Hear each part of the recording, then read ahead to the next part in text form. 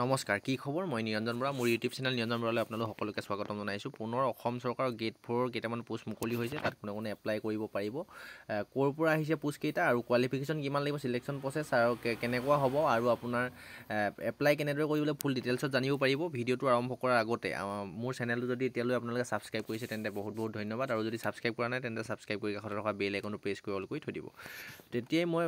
video' upload দিলে প্ৰতিটো video' notification পাব কণ্টিনিউ ভিডিঅ'খিনি চাই আপুনি আগন্তুক যিকোনো চৰকাৰী চাকৰি ওলালে আপুনি এপ্লাই কৰিব পাৰিব আৰু আপোনাৰ যদি চৰকাৰী চাকৰি লোৱা সপোন এটা আছে তেন্তে আপোনাৰ সপোনবিলাক দিঠক কৰিব পাৰিব আহক এতিয়া আমি ভিডিঅ'টো আৰম্ভ কৰি এখন আহিছে অফিচিয়েল এডভাৰটাইজমেণ্ট হয় এডভাৰটাইজমেণ্টখন আহিছে নগাঁও জুডিচিয়েল মেজিষ্ট্ৰেট নগাঁও মানে নগাঁও ডিষ্ট্ৰিক্টৰ ফালৰ পৰা এইকেইটা পোষ্ট আহিছে আমাৰ অল অসমৰ সকলো ল'ৰা ছোৱালীয়ে এপ্লাই কৰিব পাৰে ফুল ডিটেইলছত জানি লওক চিটিজেন অফ ইণ্ডিয়া আমাৰ অসমৰ ল'ৰাইহে এপ্লাই কৰিব পাৰিব অল অসমৰ লগতে নগাঁও ডিষ্ট্ৰিক্টৰ ল'ৰা ছোৱালীয়ে এপ্লাই কৰিব পাৰিব গ্ৰেড 4ৰ পোষ্ট হয় তাৰপিছত প্ৰথম পোষ্টটো হ'ল পোষ্টটোৰ নেম হৈছে পিয়ন মাত্ৰ পিয়নত পোষ্ট ওলাইছে টোটেল পোষ্ট আছে 9টা পোষ্ট আছে সৰি 5টা পোষ্ট আছে আৰু কোৱালিফিকেশ্যন যদি চাই মিনিমাম আপুনি 8 পাছ কৰিলে চিম্পল 8 পাছ কৰিলে হ'ব আৰু মেক্সিমাম আপুনি হাই ছেকেণ্ডেৰী পাছ যদি কৰিছে তেন্তে এইখিনি পোষ্টত এপ্লাই কৰিব এই পোষ্টকেইটাত এপ্লাই কৰিব পাৰিব আৰু হাই ছেকেণ্ডেৰীতকৈ যদি আপুনি বেছি পঢ়িছে তেন্তে এইকেইটা পোষ্টত এপ্লাই নকৰিব যিহেতু এলিজিবল নহয় পে স্কেলটো যদি আপুনি চাই 12,000 পৰা 52,000 টকা পাব কিয়নো এইটো বেছিক চেলাৰী হয় আৰু লগত জি পে থাকিব 3,900 মানে আদাৰ এলাউন্সো আপোনাৰ লগত থাকি ভাল চেলাৰী এটা পাবলৈ সক্ষম হ'ব আৰু কোনটো টোটেল 5টা পোষ্ট আহিছে কেটেগৰী আনৰিজাৰ্ভত 3টা আৰু OBC 2টা পোষ্ট আছে আৰু আনৰিজাৰ্ভত যেতিয়া পোষ্ট থাকে SC ST OBC সকলো ল'ৰা ছোৱালীয়ে এপ্লাই কৰিব পাৰে EWS সেইবাবে আপোনালোকে সকলো কেটেগৰী ল'ৰা ছোৱালীয়ে এপ্লাই কৰিব পাৰিব তাৰপিছত আগলৈ যদি চাই যাওঁ আপোনাৰ 1 তাৰিখ 11 2024ৰ ভিতৰত মিনিমাম এইজটো আপোনাৰ 18 বছৰ হ'ব লাগিব আৰু মেক্সিমামটো আপোনাৰ 40 বছৰলৈকে হ'ব লাগিব 18 পৰা 40 বছৰলৈকে আপোনালোকে এপ্লাই কৰিব পাৰিব আৰু OBC হ'লে 43 বছৰলৈকে এপ্লাই কৰিব পাৰিব আৰু যিহেতু SC ST পোষ্ট নাই এইজ ৰিলেক্সেশ্যন নাপাব আপুনি এপ্লাই কৰিলে জেনেৰেল কেটেগৰীতে এপ্লাই কৰিব লাগিব কিন্তু এই পোষ্টখিনি অনলাইন মাধ্যমত নহয় অফলাইন মাধ্যমত আপোনালোকে এপ্লাই কৰিব লাগিব অলৰেডি এপ্লাই ষ্টাৰ্ট হৈ গ'ল আপোনালোকৰ লাষ্ট ডেটটো হৈ গ'ল 17 তাৰিখ 12 মাহ 2024 মানে 17 ডিচেম্বৰ তাৰিখলৈকে আপোনালোকে এপ্লাই কৰি থাকিব পাৰিব মানে 17 তাৰিখৰ ভিতৰত 17 ডিচেম্বৰৰ ভিতৰত আপোনাৰ যিটো নগাঁও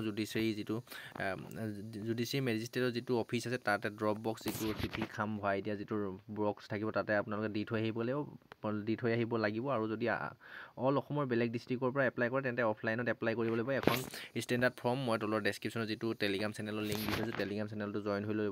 হৈ ছাবস্ক্ৰাইব কৰি ল'ব তাতে এই ভিডিঅ'টোৰ লিংকৰ লগতে মই সেই অফিচিয়েল এডভাৰটাইজমেণ্টখন আৰু যিখন ষ্টেণ্ডাৰ্ড ফৰ্ম আপোনালোকে ফিল আপ কৰিব লাগিব সেইখন মই দি থ'ম আপুনি টেলিগ্ৰাম চেনেলত জইন হৈ লৈ ল'ব সেই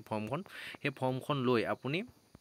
আপোনাৰ যিমান কোৱালিফিকেশ্যন আছে 8 পাছৰ পৰা এটা হাই ছেকেণ্ডেৰী পাছলৈকে যদি পঢ়িছে গোটেই কোৱালিফিকেশ্যন কাষ্ট চাৰ্টিফিকেট তাৰপিছত আৰু আপোনাৰ যদি আনৰিজাৰ্ভত কৰে কাষ্ট চাৰ্টিফিকেট নালাগে বাৰু তাৰপিছত আপোনাৰ 8 পাছৰ চাৰ্টিফিকেট মাৰ্কশ্বিট আধাৰ কাৰ্ড PRC ভোটাৰ কাৰ্ড যি য'ত আছে আপুনি গোটেইখিনি দি পেলাই জেৰক্স কপি দি লগত খামটোত ভৰাই আপুনি পঠিয়াই দিব সেই ড্ৰপ বক্সটো দি আহিলেও হ'ব বা অফলাইনত পঠিয়াই দিলেও হ'ব ইয়াত যিহেতু পিন নাম্বাৰটো দিয়া নাই আপোনালোক যদি নগাঁও ডিষ্ট্ৰিক্টৰ হয় বা নগাঁও ডিষ্ট্ৰিক্টৰ হ'লেহে এপ্লাই কৰিলে অকণমান ভাল হ'ব অল অসমৰ হ'লেও আপোনালোকে ট্ৰাই এটা কৰি চাব পাৰে যিহেতু কোনো ধৰণৰ ফিজ দিব নালাগে জাষ্ট এপ্লাইটোহে কৰিব লাগে এইটো আপোনালোকৰ কথা যদি এপ্লাই কৰিব ভাবে